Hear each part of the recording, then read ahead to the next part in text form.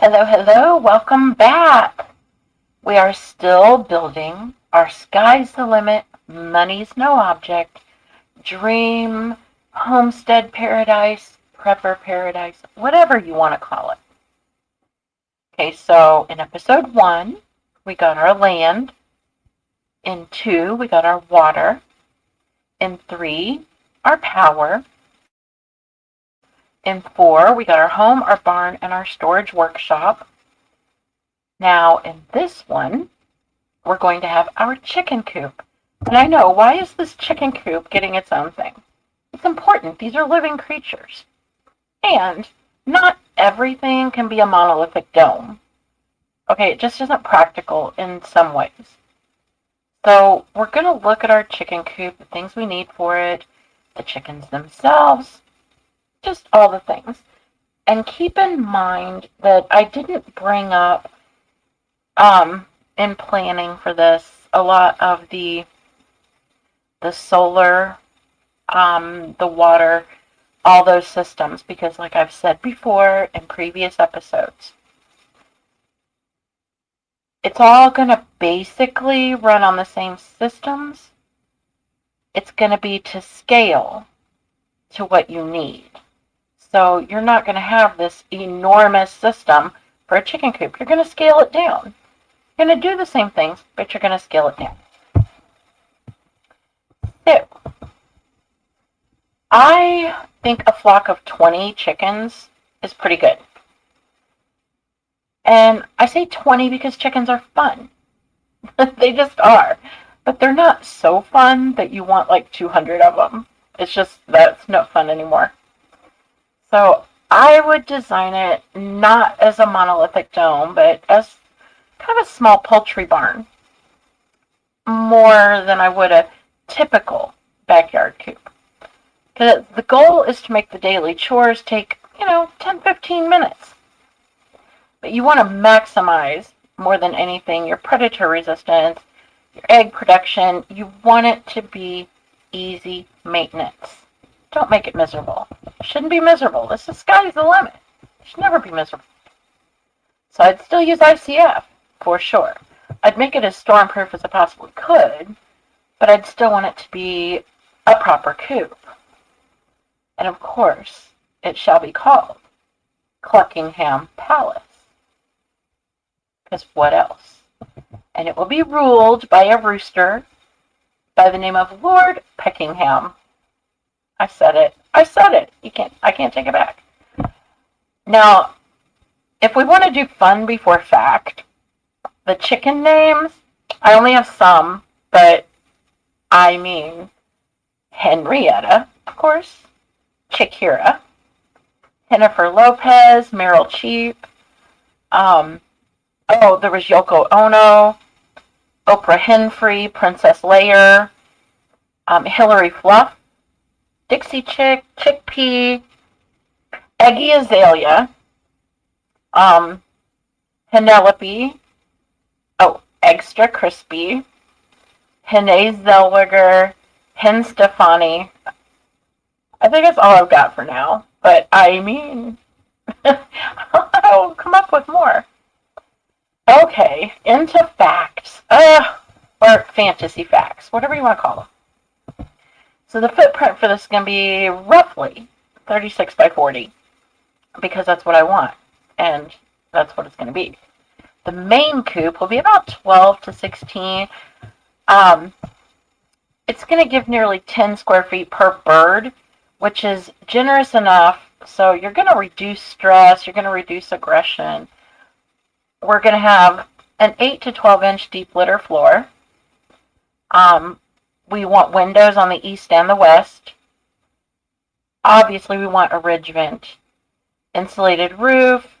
We want to keep the interior white because we want to make sure that it maintains a good level of cleanliness. We want the washable walls. We want the waterproof electrical conduit. We want all the things. Okay, and we will have, for 20 hens, I put maybe 8 nesting boxes. And my nesting boxes would be 12 by 12 by 14 inches. And absolutely, an external collection door. You don't want to have to go in there every single time. You know, you just don't. You're just getting the eggs. Now the roosts would be probably 18 to 20 inches of roost per bird. I like to be generous with my chickens. 2x4 boards, flat side up. You want them to be comfortable, and you don't want any part of their feet to get too cold if it does get that cold. Put it in maybe 3 staggered rows, and put dropping boards underneath them, because that can make your cleanup super quick. And if you can get like one of those super light but super strong trays that would fit the drop boards, holy cow, you're in the money when it comes to being easy. It would have a broody room, because there's just nothing more sad than a broody chicken. It'd be about 4x8 to have 4 brooding cages. And the ladies, of course, they would have dim lighting, quiet. They'd have their own feeder, their own water. They could keep, their very newly hatched chicks for a few days, just kind of getting used to being a mom. And of course, there would have to be an isolation pen. That'd be another 4x8 area. In the rare case, you're going to get a bully. You might have an injured hen. You might have a sick bird that you need to quarantine, and you can do that. If you're introducing new hens, you might want to put them in there, because it's only going to have a wire divider, so the birds will be able to see each other without actually having contact with each other. It'd be good. And the run. The run is very important. You always have to have a run. And that would be 24x40. Good. Almost 1,000 square foot. So about 48 square foot per chicken, which is actually pretty good. Chickens do not have it all that good most of the time. There'd be kind of sections to it, almost like daycare centers do for children.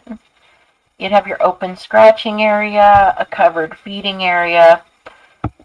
There'd be a place for a dust bath, some log piles to play in, some stumps, and something that is absolutely terrific that I don't know if you've ever seen. I've seen it, and I love it. Hanging cabbage toys. You hang the cabbage. Oh, they go crazy for it. It's like chicken tetherball, only they get num-nums. Absolutely amazing. So let's talk predator protection. Okay? Speaking of cabbage, they'll eat almost anything, by the way, out of your garden. They really will. All the scraps out of your garden, they will numb it up. Okay, when you're harvesting out of there, take all the leafy greens, they'll take all of it. Okay. Back to that, the predator protection. Now, a lot of coops fail when it comes to this. There's going to be a fox in your hen house. But there doesn't have to be. So the whole thing's going to be concrete, but of course, your perimeter footing, concrete. The floor, concrete slab. You're never, ever going to use chicken wire. Okay? Never. You're going to use a galvanized hardware cloth, like 1/2 inch. It's going to be on the windows. It's going to be on the vents, the lower walls, the run. It's going to be everywhere. It's going to be a part of the predator apron. It's going to be about 2 foot wide. That's hardware cloth extending all the way around the coop, because that's going to stop digging predators. Now the roof is likely going to be concrete. If you don't want that, you can do a solid metal roof. I would prefer it be ICF and as a whole piece, everything just seamlessly together. It's more protection, but do what you want. I would have the run covered with welded wire and hardware cloth. No open netting. People get bird netting, and if you've ever had bird netting over a chicken coop, birds get caught in it. They want those chickens, and they want to go for them now. So birds will get caught in the netting. It's awful. It's awful. Now, I will put bird netting over like berry bushes and stuff, but a bird getting caught in that, it stresses chickens to no end. There's no reason to stress them. Berries don't get stressed. Chickens do. The doors. Steel-clad wood doors. Heavy hinges. Lockable latches. And you want your latches to be 2 steps, okay? Raccoons are tricky critters. And some other things are too. So you want it 2-step. You want to make it to where you definitely need a thumb to get in there. Now, the workshop of the chicken coop, that would just be another section of it. About 12 by 16-ish. Because that's going to be the poultry headquarters. You're going to have storage for your feed, your supplements, your oyster shell, your grit, your medical supplies, an incubator if you absolutely have to. Usually you don't really have to have one. Brooding equipment, replacement waterers, heat plates, tools, everything you need. You're going to have your workbench, a deep utility sink, cabinets, a charging station, solar controller.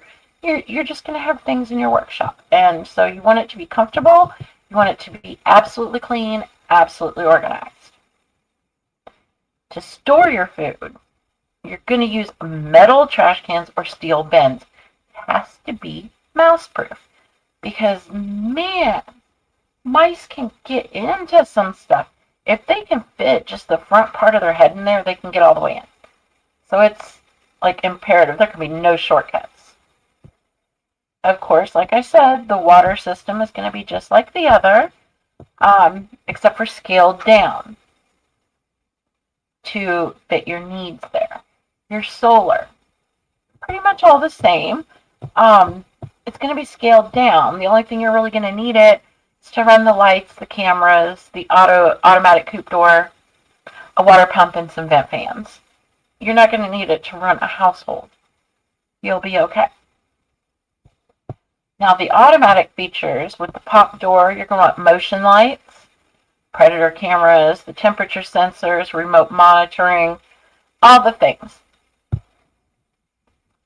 So that's our coop. Predator proof, storm at least resistant, and plenty of space for all the things we need to do. So like I said, it's more of a poultry barn than it is just a typical coop. So let's talk about breed.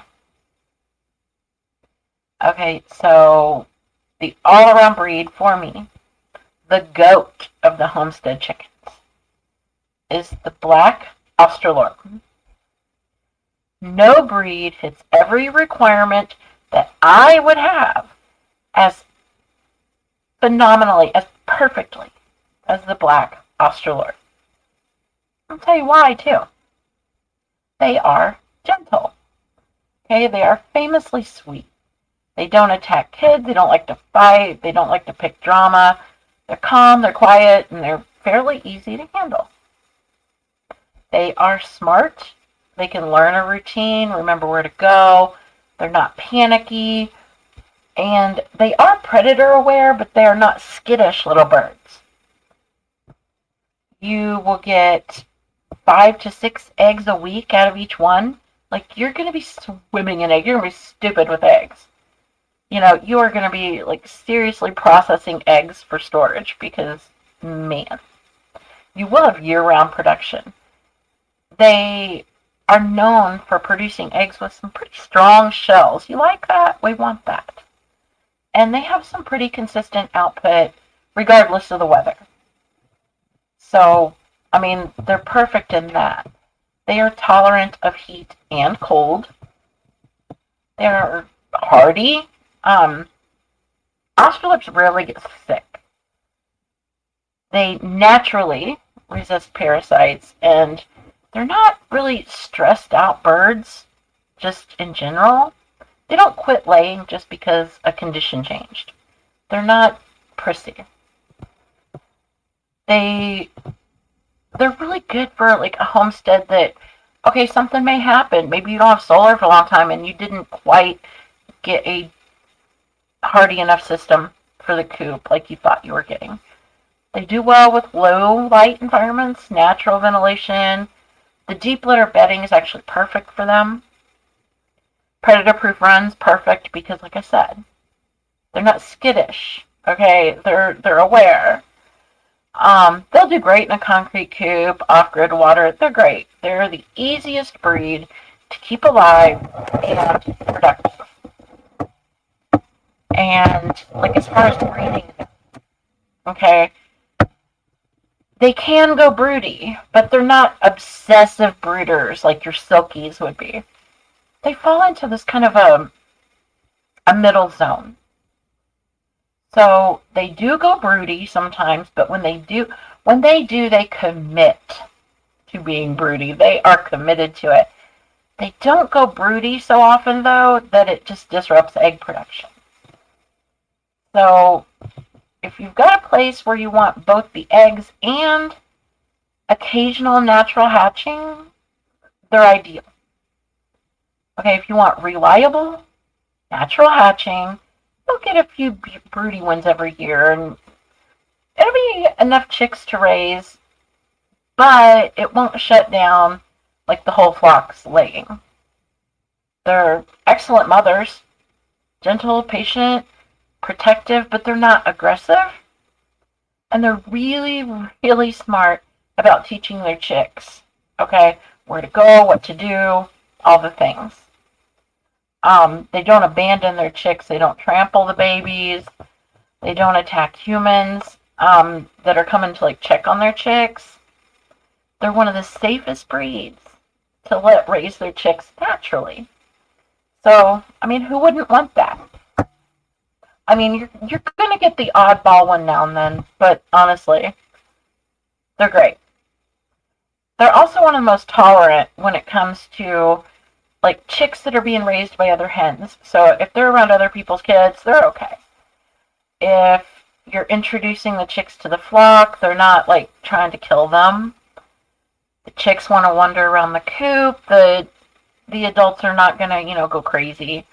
You can mix them with other adults. They're fine.